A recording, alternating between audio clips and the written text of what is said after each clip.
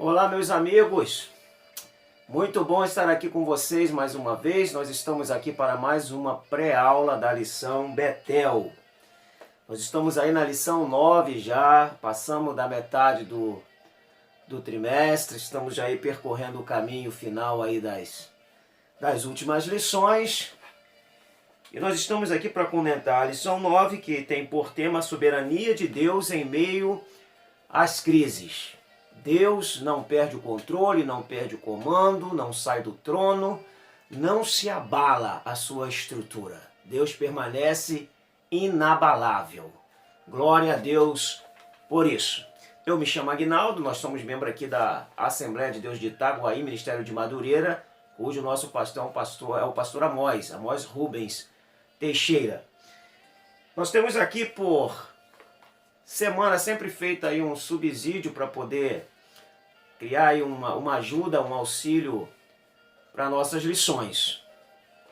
Então vou pedir a você que desde já aí comente, deixa aí o seu like, matricule-se no canal, dê a sua sugestão, divulgue, compartilhe, que é bênção de Deus. O texto que nós temos aqui como referência é Esther. Esther, capítulo 3, e os versículos 8, 9, 10 e 11. Eu vou ler aqui, que dizia: Ramã disse ao rei Assuero: existe espalhado e dividido entre os povos em todas as províncias do teu reino um povo cujas leis são diferentes das leis de todos os povos e que não cumpre as leis do rei, pelo que não convém ao deixá-lo ficar.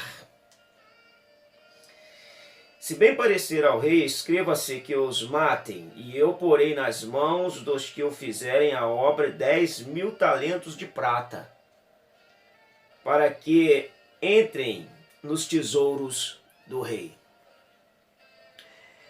Então tirou o rei o anel da sua mão e o deu a Ramã, filho de Hamedata, Agagita, adversário dos judeus. E disse o rei a Ramã: essa prata te é dada, como também este povo, para fazeres dele o que bem parecer aos teus olhos. Então nós temos aqui o período da rainha Esther. Eu vou traçar aqui no mapinha rapidinho, só para a gente se localizar geograficamente. Tá bom? Então, ó, nós temos aqui o Mar Grande. Mar Grande.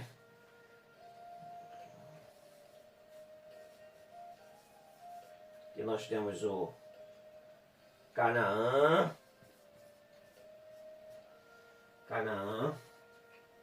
Eu vou puxar daqui, ó.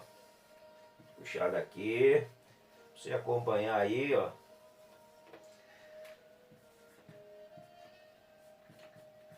Rio Tigre. Rio Tigre. Rio Eufrates. Rio Eufrates. Aqui nós temos a Pérsia, ó, que é a atual Irã.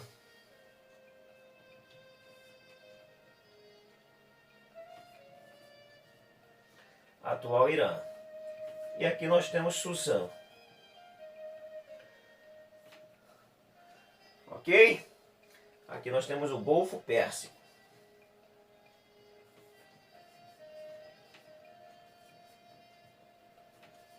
Golfo Pérsico. Então esse povo,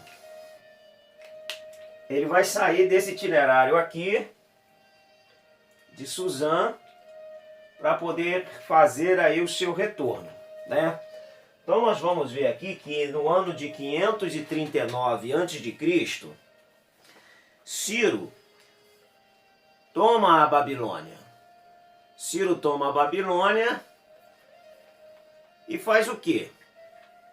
No ano de 538, 537, por aí, ele dá um edito para que o povo judeu retorne à sua terra. Então, nesse edito de retorno, o povo começa esse retorno aí em 537, ele sai daqui de Susã, percorre aí um caminho aí de aproximadamente 1.500 quilômetros a 2.000 quilômetros para se restabelecer aí na sua terra natal. Então, esse povo aí, ele começa esse retorno no ano de 537 a.C., sendo que aquele povo que já havia se estabelecido na terra poderiam ficar por ali. Então, muitos dos judeus não retornaram. Inclusive Ramã, Esther, eles ficaram na terra. Esther, que é o nome persa, né, que quer dizer estrela, porque o nome judeu dessa judia é Hadassah, que quer dizer murta. Então, na verdade, esse livro, esse fato de Esther, ele acontece cronologicamente. Vou colocar aqui, ó. Ele está entre os capítulos 6 e 7 de Esdras. Ele está encaixado entre os capítulos 6 e 7 de Esdras. Aí acontece esse fato aqui que nós estamos comentando nessa lição. Então atenta aí para esse mapa aí, de repente ele te ajuda aí para a sua localização geográfica, para que você dentro da sua aula aí se localize e possa de repente desenhar e levar aí para os seus alunos o conhecimento da geografia do texto. Tá bom? Então eles começam o seu retorno aí em 537, que é o fato que a gente vamos comentar aqui. Soberania de Deus em meio às crises. E a introdução diz: o livro de Esther nos mostra como é importante sermos fiéis ao Senhor, e nesta lição aprenderemos sobre agirmos com coragem e fé na tribulação e como desenvolvermos nossa confiança em Deus. Na verdade, a nossa confiança ela é afiada como uma faca em atrito com uma pedra. A nossa confiança em Deus ela é acrescentada na medida que vem circunstâncias pelas quais nós precisamos confiar. Então, quanto mais situações adversas e que eu precise depender e confiar de Deus, mais essa confiança se estabelece nas nossas vidas. Então, a confiança em Deus é uma coisa que a gente deve mantê-la inabalável.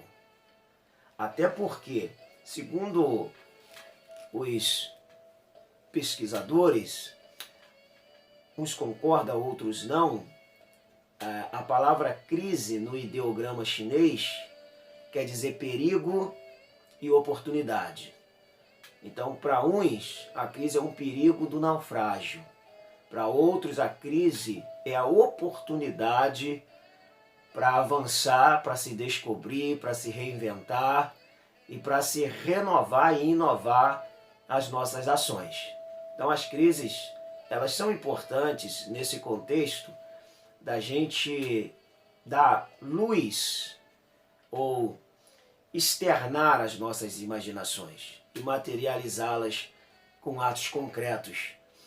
Isso é fundamental e às vezes elas acabam provocando isso na gente. Satanás sempre quer roubar a nossa paz. É o papel dele. é tirar a nossa paz, é fazer com que a gente desanime, é fazer com que a gente retroceda, é fazer com que a gente deixe de crer em Deus. Ele fez isso com Jesus, né? Ali no monte da tentação, no deserto, quando Jesus, após 40 dias tentado, ele tenta criar essa dúvida em Jesus. Aí ele pergunta a Jesus, se tu és o Filho de Deus, Mateus 4:3, se tu és o Filho de Deus, mande que estas pedras se transformem em pães. Olha, ele queria criar uma dúvida, porque em Mateus 3, ali concluindo Mateus 3, Jesus é batizado e o Pai fala do céu, este é o meu Filho amado, em quem eu tenho prazer. Aí 40 dias depois o diabo vem com a tacada dele e fala, se tu és o Filho de Deus, mande que estas pedras se transformem em pães.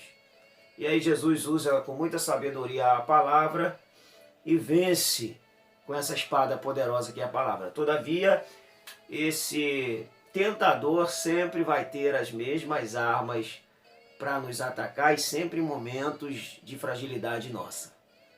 Ele é oportunista. Então, ele sempre quer roubar a nossa paz. A paz, ela é um estado de espírito que se manifesta em meio às turbulências da vida. Ninguém tem paz manifesta no momento onde está tudo tranquilo. Paz quando o mar está tranquilo, quando a maré é a favor.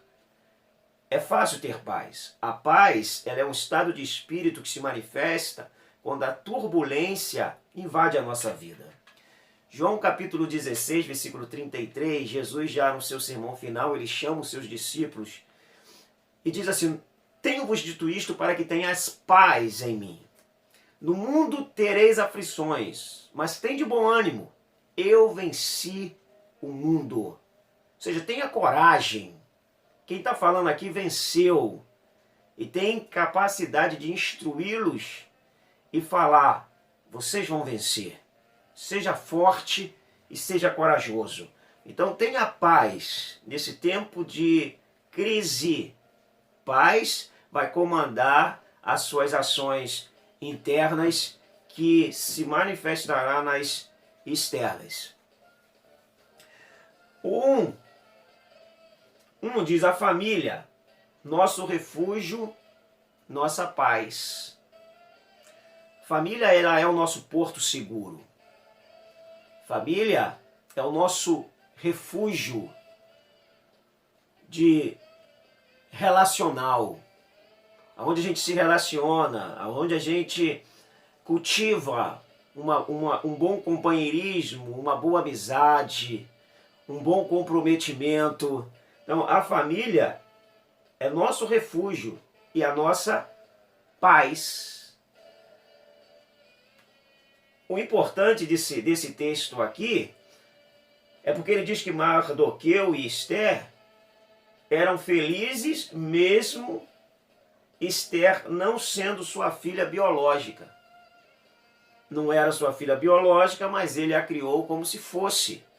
Então o ambiente familiar proporcionava esse momento de paz em meio à turbulência toda que passou essa nação ali no período do exílio. Então é importante que o lar ele não seja um lar de guerra, mas que seja um lar de paz. Porque a paz no lar vai fazer que nós tenhamos paz em qualquer outro lugar. Porque a gente sai do local onde é a nossa base em paz. Então, para onde você for, você vai levar paz. Porque a sua base, nela há paz. Tenha paz na sua casa, tenha paz na sua família, tenha paz com seus filhos, tenha paz com seu esposo, com a sua esposa. Que Deus converta o coração do esposo à esposa. Que Deus converta o coração dos pais aos filhos, o coração dos filhos aos pais, que a nossa família, que as nossas famílias sejam convertidas uns aos outros, porque isso é fundamental para um bom viver e para uma igreja sólida, famílias fortes, famílias dedicadas a Deus, famílias que buscam a Deus. O 3:2 diz, é no lar que se aprende a viver e construir a paz. Por quê? Porque no lar é o local onde a gente passa mais tempo junto. Ter paz com as pessoas que você vê uma vez por semana, ou ter paz com as pessoas que você vê periodicamente, é muito mais fácil do que você ter paz com aquelas pessoas que convivem contigo, que sabem os seus defeitos, que ali você manifesta eles e que você sabe o deles. Só que, todavia, há um respeito mútuo, há ali a compreensão de que as falhas, elas acabam sendo um meio de amadurecimento e de aprendizado na convivência. Então, valorize a sua família, valorize a sua casa, tenha paz nela, ore com a sua família, porque isso aí é fundamental. O salmista, no Salmo 119, versículo 165, ele diz assim,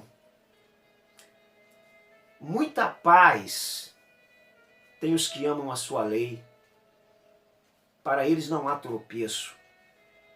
Se há amor à lei, ele não diz que há paz, ele diz que há muita paz.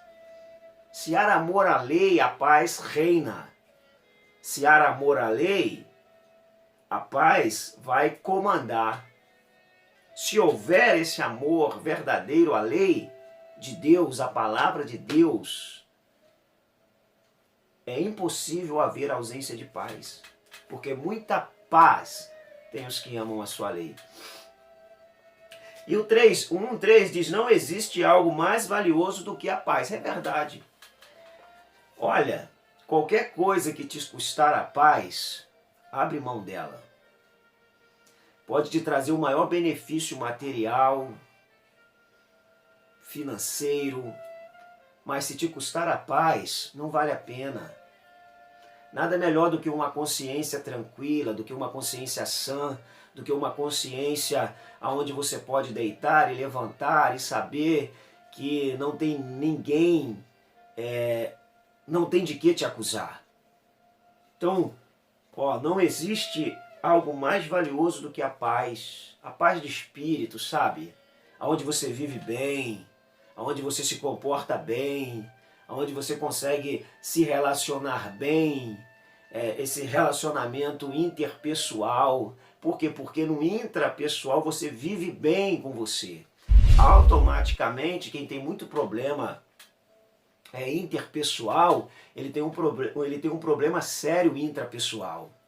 As pessoas que contendem muito é porque elas, na verdade, elas contendem com elas mesmas.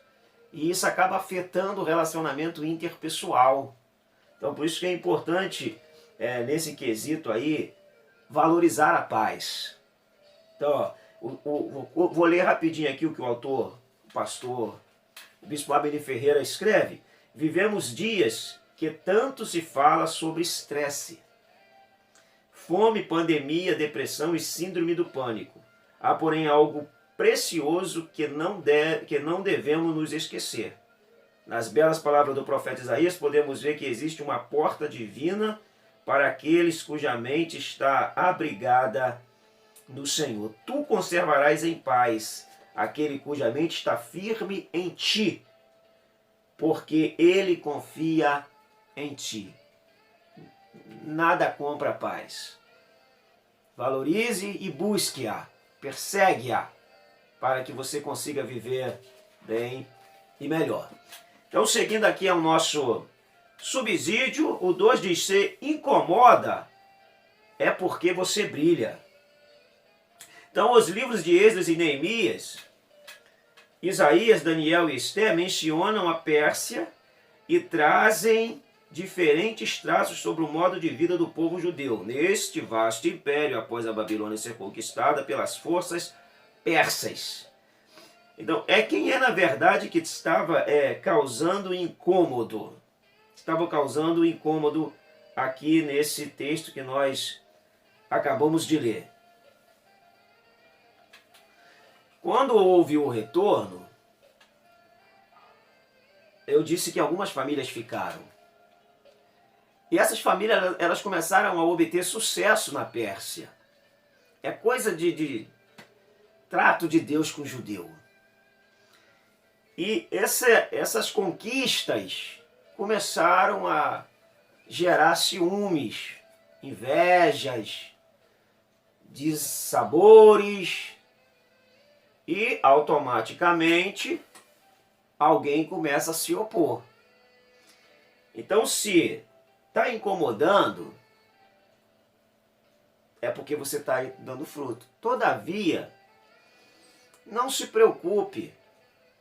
Não se preocupe, segue o seu rumo, segue o seu fluxo, segue a sua caminhada, foca no seu alvo e vai adiante.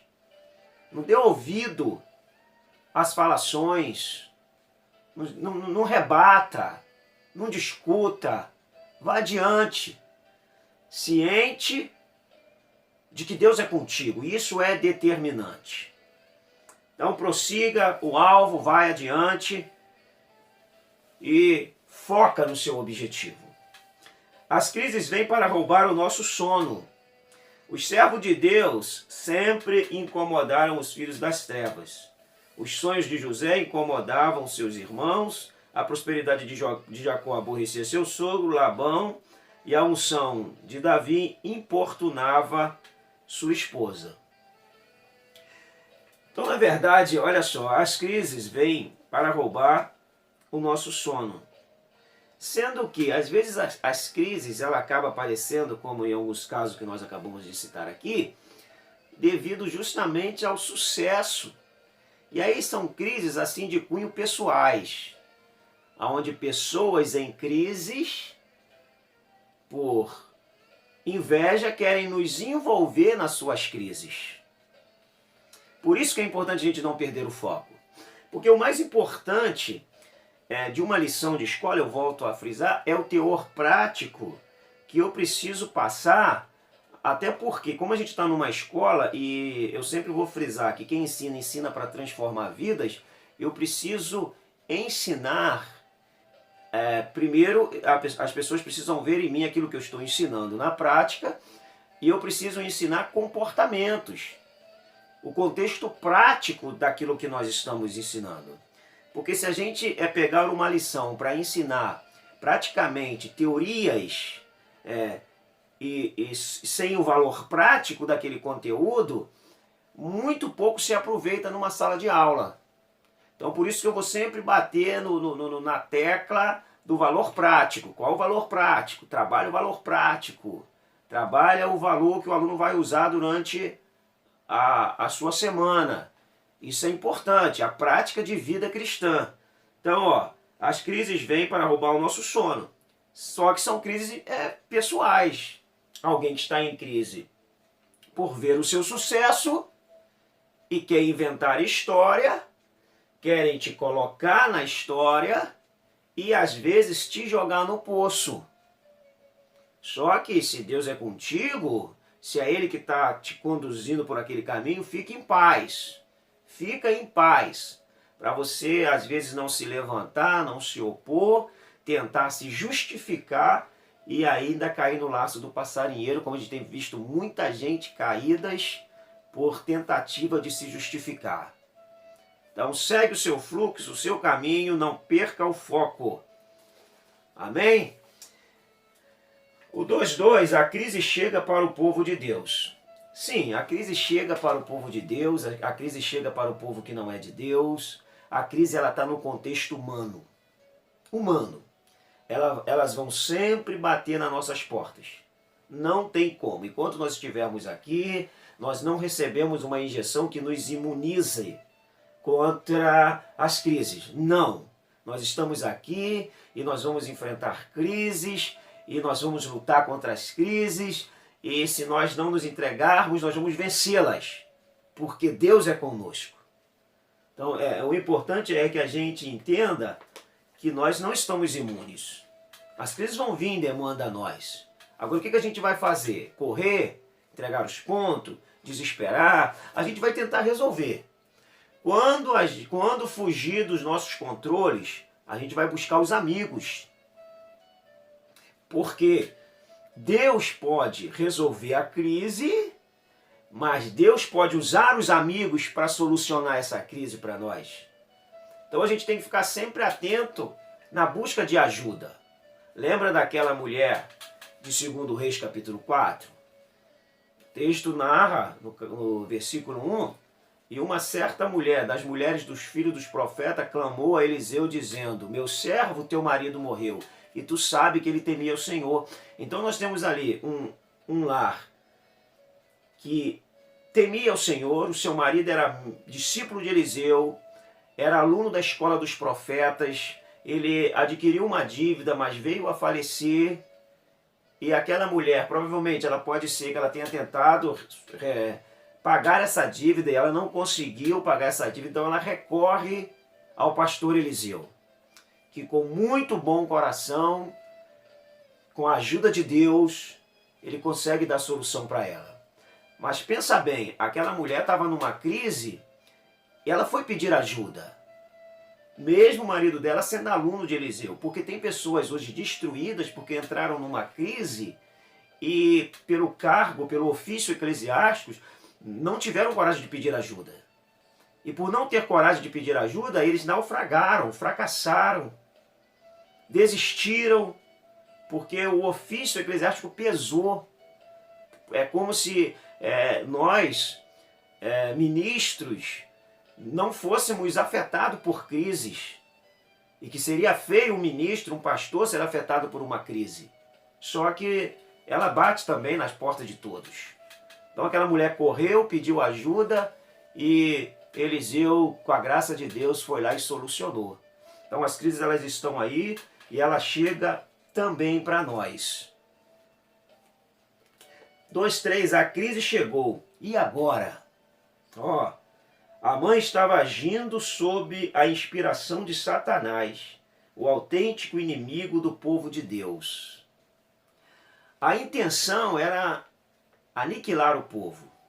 Se eles conseguem aniquilar todo o povo, se não há toda a direção de Deus ali, qual seria a lógica de Ramã? Era correr todo o território, eles viriam da Pérsia até Canaã, buscaria todo o povo judeu que já tinha retornado e eliminaria todos eles. Essa era a logística de Ramã. Então a ideia dele era percorrer todo o território e aonde encontrasse um judeu, eles iriam eliminar. Só que aí entra a mão de Deus, entra o cuidado de Deus. É interessante que todas as vezes que tentaram acabar com o povo de Deus, parece que um momento acabou em festa. Um exemplo, quando o faraó quis acabar com o povo de Deus, terminou em Páscoa. É interessante. Quando o Ramã quis acabar com o povo de Deus, acabou na festa do Purim. Quando o Etíoco Epifânio, ali no período interbíblico, quis acabar com o povo judeu, acabou na festa do Hanukkah. Para a gente ver como é que os momentos de crises e de tentativa de anular o povo fez com que acabasse em festa aquele momento que poderia ser um momento de aniquilação. Por quê? Por causa da mão de Deus. Há um segredo de Deus que, se nós estivermos na direção dele, nós vamos bem. A crise vai bater, aparentemente vai nos afundar, mas é só questão de aparência. Logo, logo, nós vamos estar dando um culto de ação de graças. Vamos estar dando um culto pela bondade de Deus. Vai acabar em festa. Isso é importante a gente pontuar aqui. Esse momento de sermos gratos a Deus e fazermos os nossos momentos de crise também num culto para agradecimento a Deus.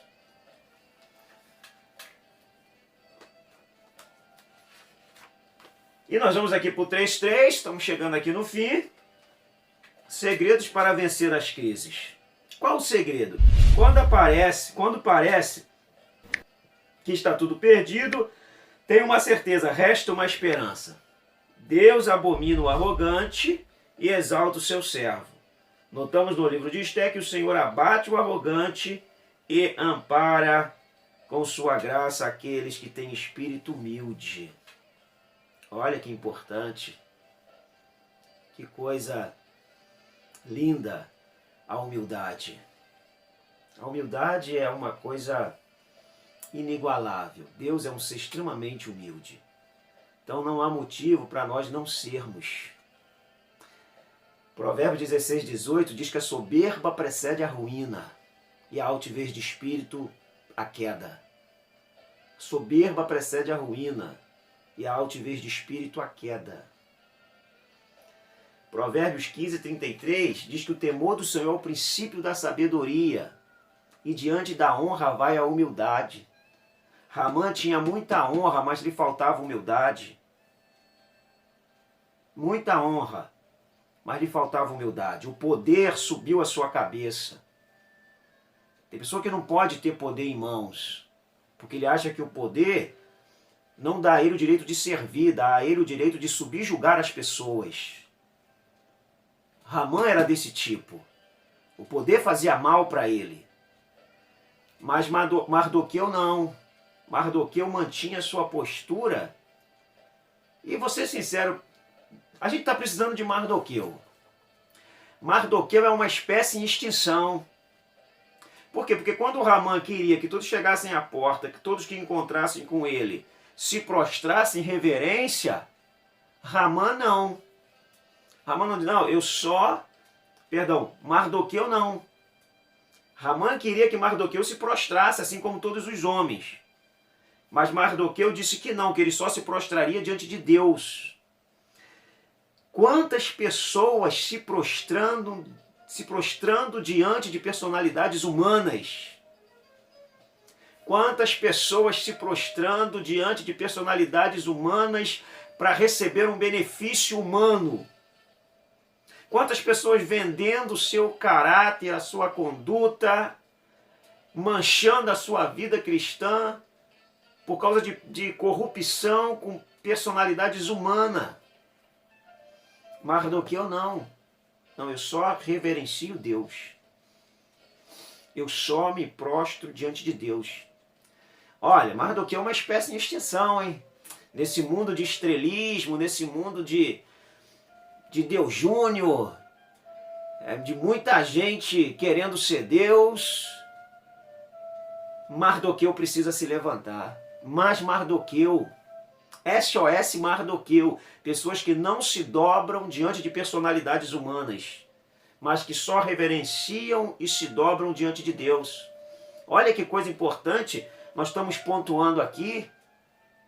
Isso é um valor prático para nós, para a atual situação, conjectura da igreja, de muita valia.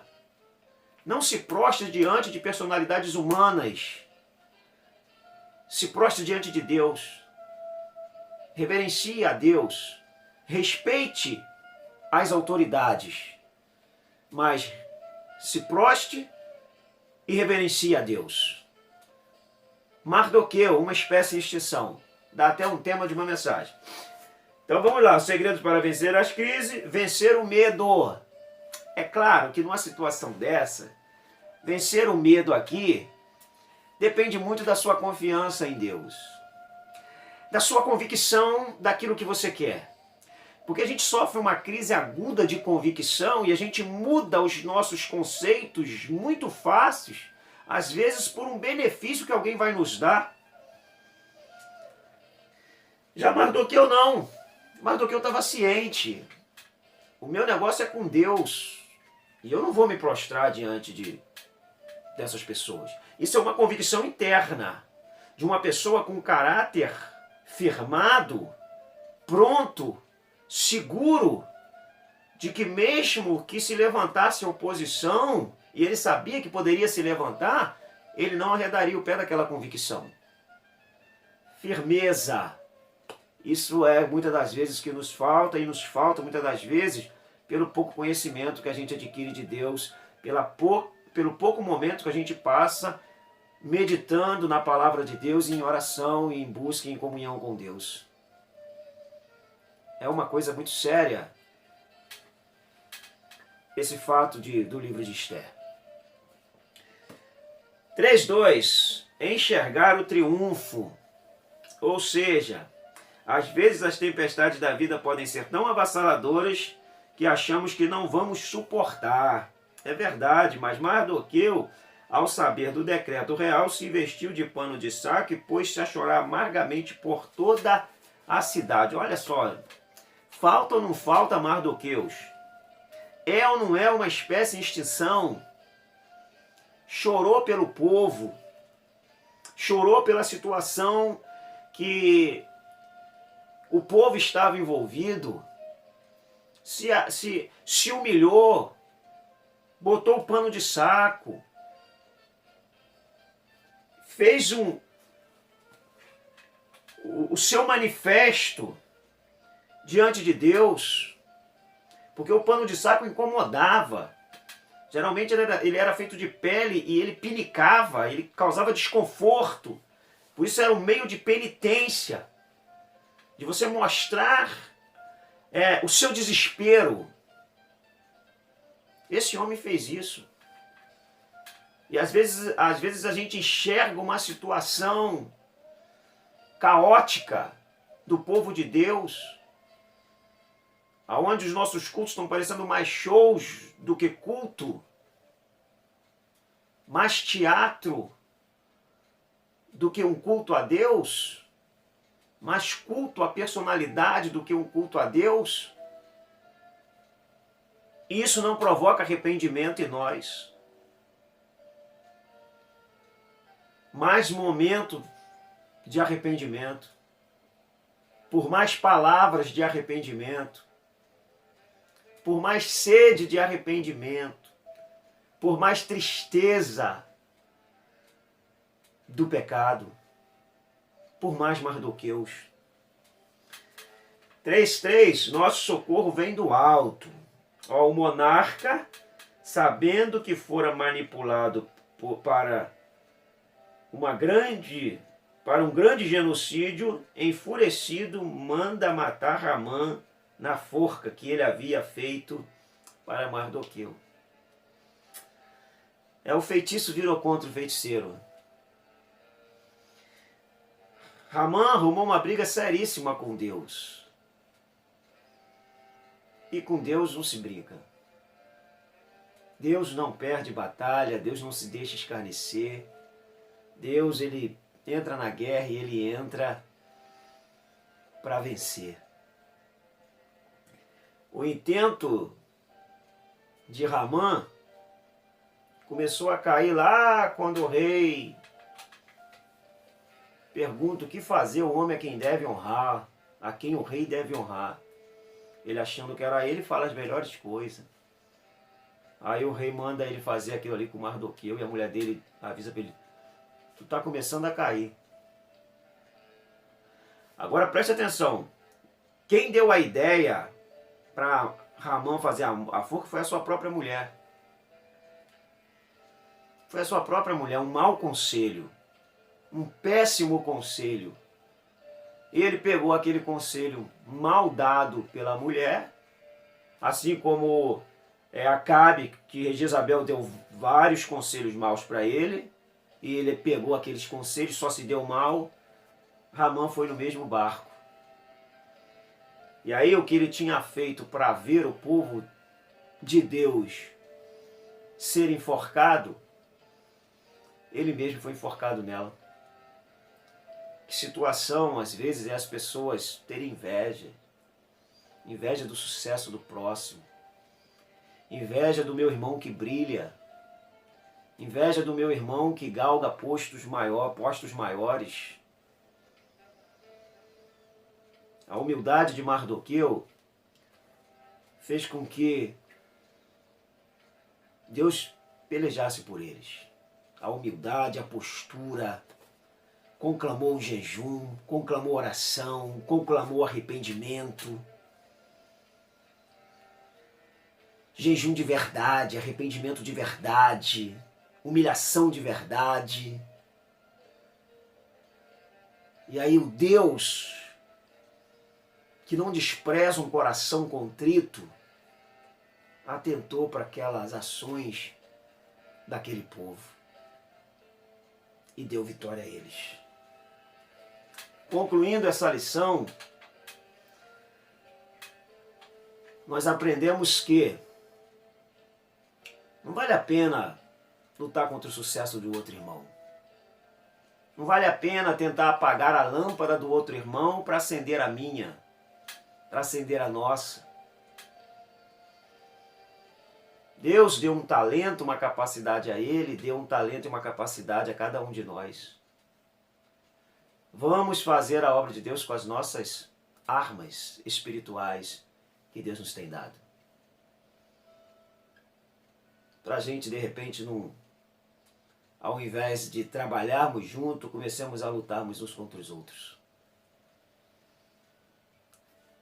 Ramã poderia se aliar a Mardoqueu, a rainha Esther, e ter um grande progresso no reino de Assuero, mas ele decidiu que o trono tinha que ser dele. Que o centro das atenções reais deveria ser só para ele. Quantas pessoas você sabe que se aproximou de pessoas, você conhece, que se aproximou de pessoas, acreditando que iria se dar bem, pisou nos outros, humilhou outros e terminou na pior. Cuidado, amor acima de tudo e respeito uns para com os outros. Concluindo, a palavra crise se tornou comum em nossos dias, as mídias e as redes sociais não falam de outra coisa a não ser pandemia, doenças, etc. Diante da história de Esther Mardoqueu, estamos convencidos de que o Senhor utiliza ocasiões complexas para cumprir seus propósitos na vida de seus filhos. Então fico atento aí que sempre na crise tem muito a nos ensinar e nós estamos aí abertos ao aprendizado. Ok? Deus abençoe a sua vida. Até a próxima lição, até o próximo vídeo. Deus seja louvado. Olha, se inscreva aí no canal e dá o seu like, compartilha, comenta e aguarda aí o próximo vídeo, ok? Beijo no coração, até a próxima.